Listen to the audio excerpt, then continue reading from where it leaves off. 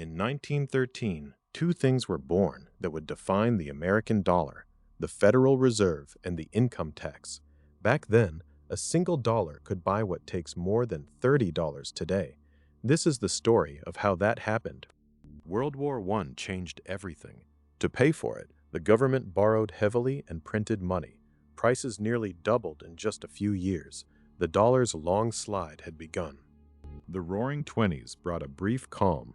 Prices actually held steady and even fell a little as the economy boomed and the dollar felt rock solid again.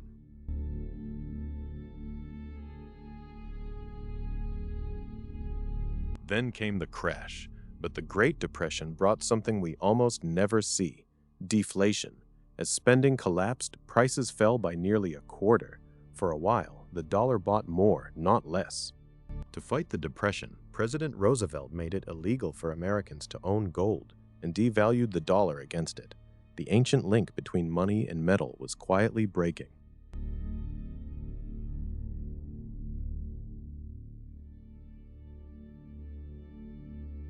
World War II unleashed enormous government spending. Price controls held inflation down during the war, but when they were lifted, prices came roaring back. In 1944, at Bretton Woods, the dollar became the anchor of the entire world. Every major currency was tied to the dollar, and the dollar was tied to gold at $35 an ounce. The 1950s were the golden age of the American middle class. One income could buy a house, a car, and a comfortable life. Inflation stayed low, and the dollar felt dependable.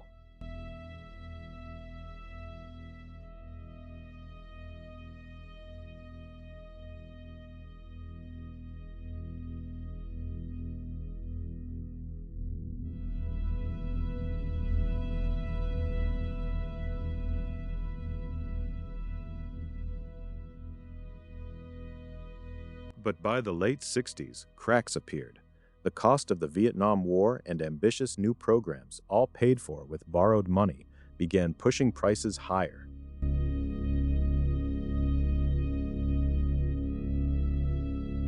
Then, in 1971, the moment that changed money forever, President Nixon cut the dollar's last tie to gold. From that day on, the dollar was backed by nothing but trust. Freed from gold and hammered by an oil embargo, inflation caught fire. Prices climbed more than 10% a year, and Americans watched their savings lose value by the month. By the end of the 70s, it was a full-blown crisis. Double-digit inflation, gas lines, and a dollar melting so fast that people rushed to spend before prices rose again. Enter Paul Volcker. The Fed chairman pushed interest rates toward 20%, triggering a brutal recession. It was harsh medicine, but it finally broke the back of inflation. What followed was decades of calm. Inflation settled around 2 or 3% a year. The dollar kept losing value, but slowly enough that most people stopped noticing.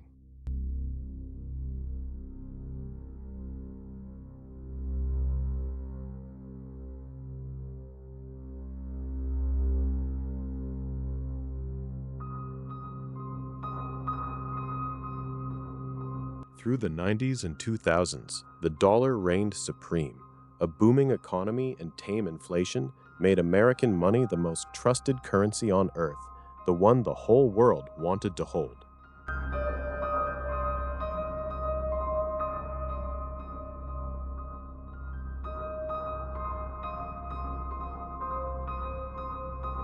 The 2008 crisis brought a flood of money printing to rescue the banks.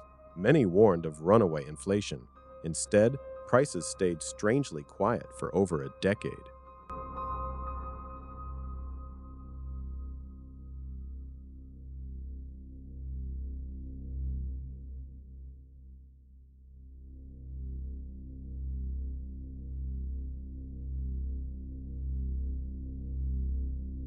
Then the pandemic struck. Governments unleashed trillions as supply chains broke, and inflation exploded past 9%. Since 2020 alone, prices are up nearly 30%, and groceries even more. It is the worst inflation in 40 years. Today, that same basket costs over $3,400, and groceries have climbed even higher.